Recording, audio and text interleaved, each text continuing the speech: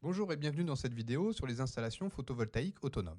Pour faire simple, il s'agit de répondre à la question comment faire pour faire fonctionner un réfrigérateur avec comme unique source d'énergie un panneau photovoltaïque. En effet, si vous essayez de prendre le réfrigérateur de chez vous et que vous essayez de le brancher sur le panneau, vous verrez rapidement que ça ne fonctionne pas. Même en bidouillant les branchements, ça ne marchera pas.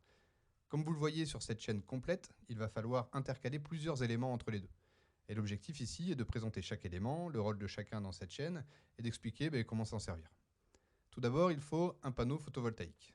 De manière assez conventionnelle, un panneau comportant 36 cellules peut délivrer une tension nominale de 12 volts en continu.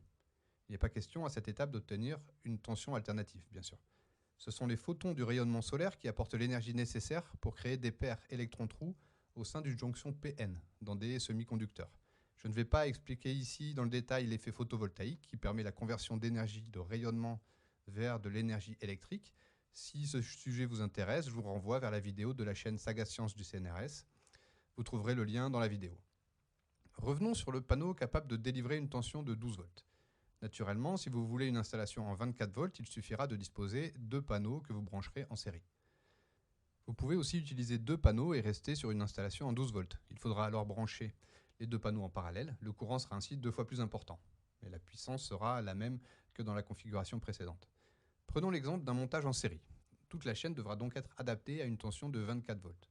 Ces 24 volts représentent la tension nominale, c'est-à-dire dans des conditions normales d'éclairement, autour de 1000 watts par mètre carré. Cependant, quand les conditions d'ensoleillement varient, la tension mesurée en sortie varie également. Dans la pratique, c'est la puissance délivrée qui sera directement liée à l'ensoleillement, mais ici, comme nous mesurons la tension à vide, rien n'est branché en sortie. Le courant et la puissance ne sont pas des grandeurs pertinentes. Il peut arriver aussi que l'éclairement soit supérieur, et alors la tension en sortie peut être supérieure à 24 volts. Si on veut maintenant stocker cette énergie créée en branchant le panneau sur une batterie, celle-ci supporterait très mal ces variations de tension en entrée. Pour pallier à ce problème, il faut intercaler un régulateur. Comme son nom l'indique, son rôle sera de réguler la tension fournie par les panneaux. On branche les panneaux en entrée et la batterie en sortie. Ainsi, même si la tension délivrée par les panneaux est supérieure à 24 volts, celui-ci enverra toujours une tension stabilisée de 24 volts à la batterie. Il augmentera simplement le courant de charge vers la batterie.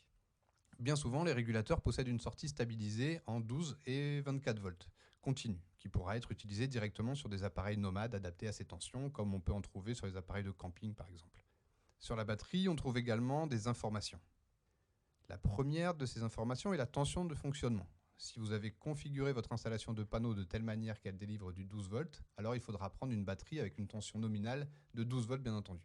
La deuxième info importante est la capacité de la batterie, qui s'exprime en ampères-heure. Pour comprendre cette grandeur, on peut comparer la batterie à un récipient d'eau. Lorsqu'on ouvre le robinet, on obtient un certain courant, qu'on peut comparer à un courant électrique, qui serait appelé par un appareil branché sur la batterie. Prenons l'exemple d'un courant de 1 ampère. Lorsqu'on ouvre le robinet, le récipient se videra en 36 heures. La capacité de charge est donc de 36 ampères-heure. C'est donc une indication sur l'autonomie de la batterie. Si l'appareil consomme plus, le courant sera plus important et le récipient se videra plus vite. Avec un courant de 2 ampères, la batterie d'une capacité de 36 ampères-heure se déchargera en 18 heures.